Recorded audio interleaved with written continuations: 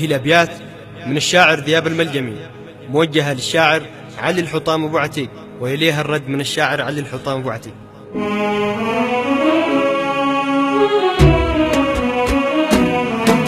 اخترت من بين العرب من هو رفيقي من كثرهم بين الزحام، اخترت ذي لا حد نشدني من صديقي ومن على صدري وسام. صديقي لي صادق وفي عهده وثيقي من نسل الأجواد الكرام، من صف عوله تشفي الجرح العميقي قفه مصابيح الظلام. ذي لا متى تضايق تجلى وكل ضيقي مني عليهم سلام.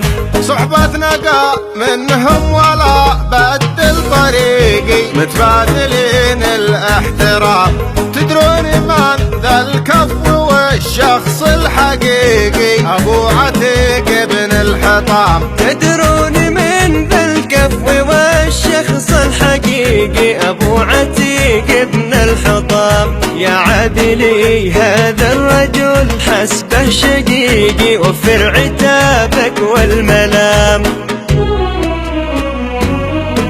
يا الأرض بأعلى صوت حيي واستفيقي، ويا السماوات القسام، ويا الشوامخ ذي مطله من شقيقي يحرم وشامخ ريام. حيا ملان الأرض والسبع الطبيقي مرحب على أسلاف القدام. بك يا ذياب الملجمي مرحب يليقي ترحيبي من طيب النساء، مرحب زلف أبيات منها جف ريقي أبيات من شاعر همام. يا منبع العزة ويا موطن عريقي تاريخهم من عهد سام. يا دوم تلقى عند لذات الحليقي لا تخالفت سود اللثام، لي الشرف والفخر يا البيت العريقي صحبتك دايم دوام. يا الأخ أبو ناصر علي فص العقيقي لمعدنه من نوع خام، يشتاق راسي في صحب من هو طليقي ذي ينطلق نحو الأمام. يا الملجمي يا البحر الأحمر والمضيقي ذي موقعه غالي وهام، وصفنا واحد فريقك هو فريقي في البدع ولا في الختام. في البدع ولا في الختام. لاخترت من بين العرب من هو رفيقي من كثرهم بين الزحام، اخترت ذي لا حد نشدني من صديقي ومن على صدري وسام. صديقي لي صادق وفي عهده وثيقي من نسل الأجواد الكرام، من صف عوله تشفي الجرح العميقي قفه مصابيح الظلام. ذي لا متى تضايق تجلى وكل ضيقي مني عليهم سلام.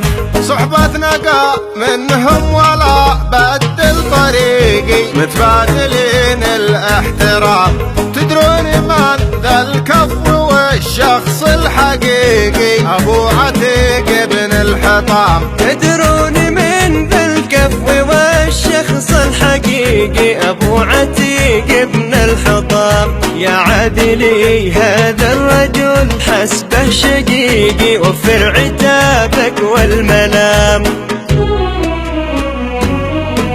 يا الأرض بأعلى صوت حيي واستفيقي، ويا السماوات القسام، ويا الشوامخ ذي مطله من شقيقي يحرم وشامخ ريام. حيا ملان الأرض والسبع الطبيقي مرحب على أسلاف القدام.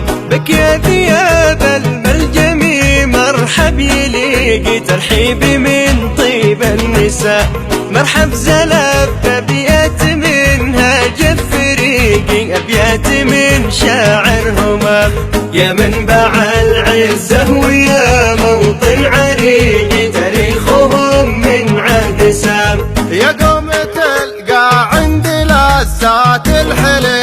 لك خالفت سود اللثام، لي الشرف والفخر يا البيت العريقي، في صحبتك دايم دوام، يا الأخ أبو ناصر علي فص العقيقي، لمعدنه من نوع خام، يشتاق راسي في صحب من هو طليق ذي ينطلق نحو الأمام، يا الملجمي يا البحر الأحمر والمضيق، يا موقعه غالي وهام، وصفنا واحد فريقك هو فريقي، في البدع والعافية